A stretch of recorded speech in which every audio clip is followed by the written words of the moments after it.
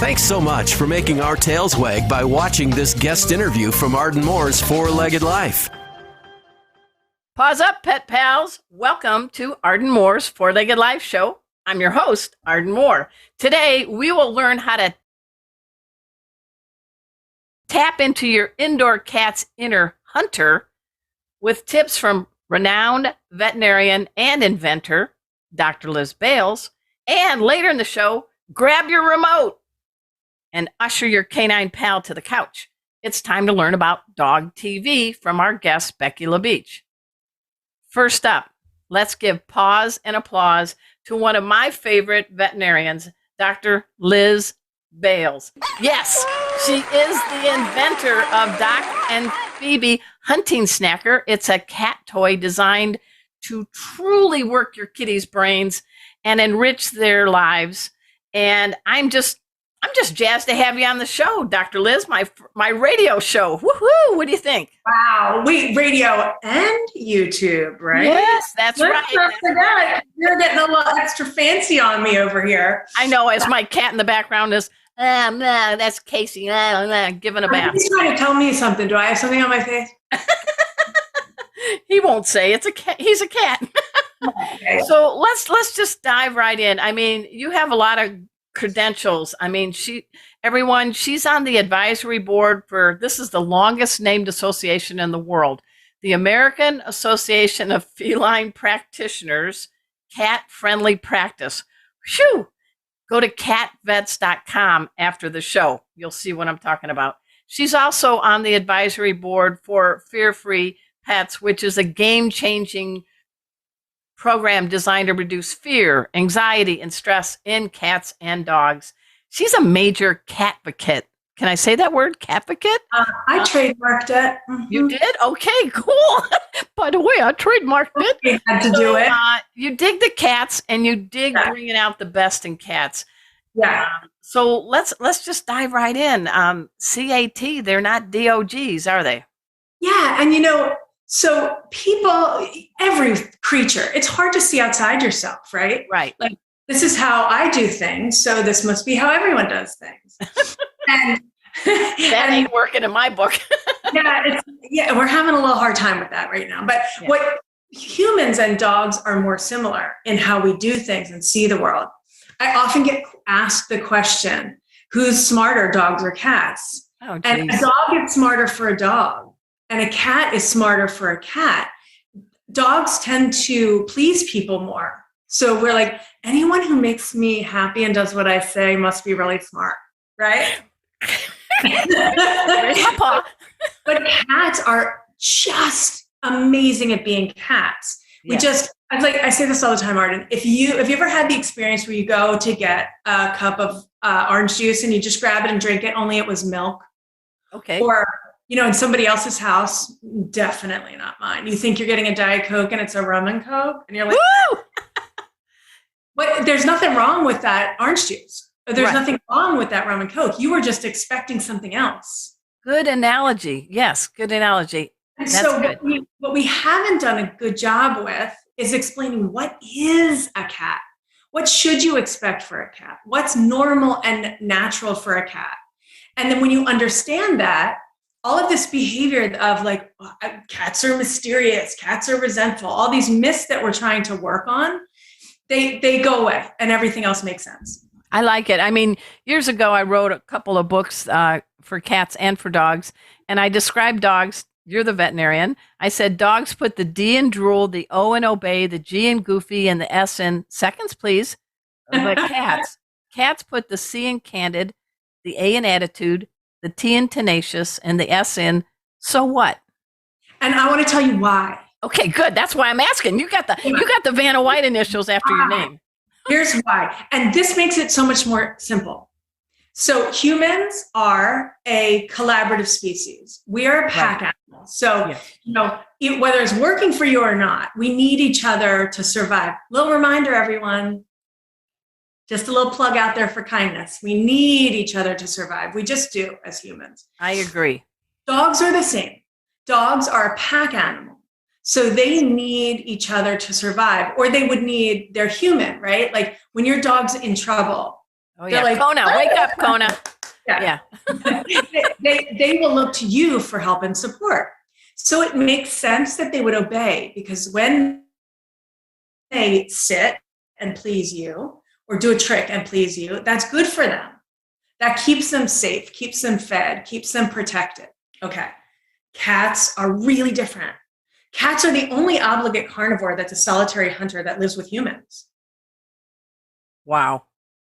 Or that routinely lives with people. I mean, some people Or agrees to maybe once live with people. So in nature, cats always hunt alone. You never see two cats bringing down a squirrel.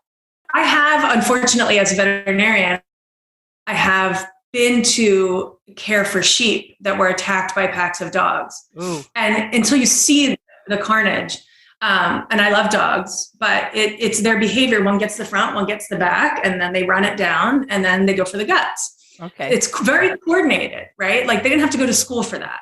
Right. Cats are not going to do that. Okay. Cats hunt, catch, play, and eat alone. The only time cats are going to eat together is when they bring food back to feed their babies, when they're teaching them to hunt. So, Dr. Liz, before we take a quick break, you probably have something in your arsenal, don't you, that can help us bring out the inner hunter, even an indoor cat, right? Yeah, so every cat's a cat, and they all have the same instincts.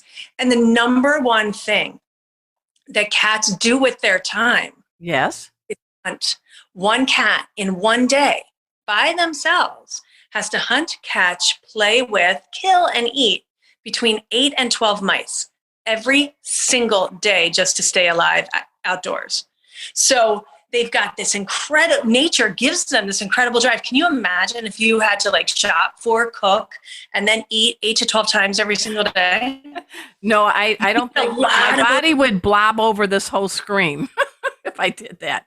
Hey, we're going to talk more about how we transition for the indoor cat and make sure we still keep that inner hunter and why it's important after we take a quick break and hear from our sponsors. So sit, purr. We'll be right back. Welcome back, everyone. We're speaking with Dr. Liz Bales, and she is an amazing, renowned veterinarian. She is the creator of the Doc and Phoebe line of products for kitties. We're going to talk about that. We've discussed about the outdoor cat and their need to eat all these mice. We got some cats indoors living the life. They're not eating mice. Hopefully they're eating good, nutritious food, Dr. Liz. But why is it still important to keep that mindset of being a hunter, even for the sweetest, laziest tabby in our indoor house? Yeah, even a cat with no teeth and no claws. Oh, wow. Yeah. Pull a bird out of the sky. They're so cute that we think that they're stuffed animals sometimes. Right. Because they're so cute and furry and look like teddy bears. But that is a costume that is on one of the most exquisite predators ever created. Very, very few species, lions, tigers, nothing. Oh my. To hunt and eat. So Mother Nature, whether it's your house cat, whether it is, something, I had a Sphinx with no hair, like that's not outside, that cat, right. He'd last 10 minutes, but he still has that incredible prey drive. He'll tell you, why are you resting, Casey? You're resting because it takes so much energy to hunt that Mother Nature said to you, when you're not hunting, you got to rest, because if you miss that opportunity for your next meal, you could die. I feel this way myself every time I see ice cream. So I understand how they feel, but their body says, be ready for the hunt or rest.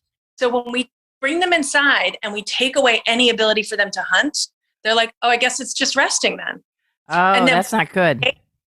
We create these really anxious couch potatoes that we're actually making sick. So let's get a couple of solutions. And I think that's what brought the inventor out of you. I mean, you're definitely an amazing veterinarian, but you realized there was something else that you needed to give back to the cats. So just bathed in every piece of veterinary literature is cats need to hunt, catch, and play with multiple small meals a day, about a tablespoon, 8 to 12 times a day, or less, more times. And the seeking part of the hunt is most of it. Cats are pretty smart. The pounce and kill is a few seconds. Wow. And or pounce and now I'm going to play with you and then kill you. But like how I used to date. But yeah. But the seeking is a huge part of it. And so when we feed them from a bowl, everything is wrong about that. It's too much. It's sedentary. Usually we have it pushed right up against the wall, which a cat hates. Right. Because if I'm a predator and I'm looking around all the time, if you make me eat like this where I can't observe my environment, that makes me anxious. Right. And I'm going to hunt and eat alone. And now maybe you have like 3 cats and a dog, and we all got to be here eating together, and everything's wrong about that. Cats are so brilliant and adaptable that they'll do it, but it's making them anxious wrecks, and it is really destroying their health. And what I wanted to say to every cat lover out there, we spend so much time arguing with each other about what we're feeding cats. And it matters. It does matter, but it's not what's making them sick. What's making them sick is the stress of not meeting their natural behaviors. So I had no intention of being an inventor, none whatsoever. But when I'm hearing about how sick this is making our cats, and I'm a doctor and I'm supposed to prevent them from getting sick, it's making them fat. And when they're in this chronic stress state, it affects every organ in their body. You know, when I was in vet school, I was stressed all the time. So I had GI issues. I might have urinary issues. I definitely had migraine headaches. Like, those hormones act everywhere in your body. And that's what it's doing to our cats. And there was nothing that existed to allow them to hunt, catch, play, and eat with multiple small meals a day. So if you remember anything I've said, catch, play, eat, a ping pong ball portion lots of times throughout the day. And I made it easy for you. So don't complain to me. Okay, so we got a couple of minutes. So I want to, this is something I really dig, and I'm on team Liz Bales. Doc and Phoebe, you guys got to check it out. I have right in front of you for all you YouTube fans. This is what she invented, one of the many things. It looks like a mouse. It's got a little hollow belly that you can put in some kibble. Tell us why this is a game changer for our cats. So the kit comes with 3 mice, just like that. Right. If you take the bowl and feed them exclusively in this hunt, catch, play, eat way of life, that's when you normalize their weight. Their skin gets better. Their GI issues get better. They stop peeing outside the litter box. Did you know, Arden, 70% of urinary disease in cats is from stress, not bacteria. Wow. So that's pretty, you get 3 that's of those. Big number. Yeah. A bacterial, we say UTI, a bacterial UTI, the likelihood, if your cat is older than 1 and younger than 10, the likelihood of a bacterial is less than 3%. Really important, everyone, because cats are not going to come up to you and say, you know, cat B is really irritating me, I'm going to skip the litter box. They're going to do what they need to do to self-protect. And this is a powerful statistic. So we have a minute left. What's your takeaway message you want? And I do want everybody to go to DOC Liz Bales. That's DOCLIZBALES.com. She's phenomenal. And I wish we could talk more with her, but what is your parting message, Dr. Liz? Hunt, catch, play, eat. And let your cat be a cat. And that means they hunt alone, they eat alone. So people say, well, if I'm going to have my cat, you're going to take those 3 mice, put a scoop of food in them. Before you go to work, hide them around the house. Before you go to refill them and hide them around the house. You have 5 cats, guess what? You get 5 kits. Because how many people with 5 cats know which cat is eating what out of the shared bowl? Don't. And actually, it makes you feel comfortable, back to the beginning, because you're a bowl eater. You're a communal. So you're like, whoa, what if we take away the bowl? Please, they're begging you to take away the bowl and let them hunt for their food. And this is how you do it. Hunt, catch, play, eat. Every meal that's served to a cat is a missed opportunity to meet their behavioral needs. Amen, sister. Amen, sister. We're speaking with Dr. Liz Bales. I really hope you will come back, right? Because we got a lot of other topics we're going to have you on the show. As I always say, anything for you, Arden. Well, that's very nice. Hey, everybody, we're going to take a quick break. And when we come back, we're going to find out about dog TV. So sit and stay. We'll be right back.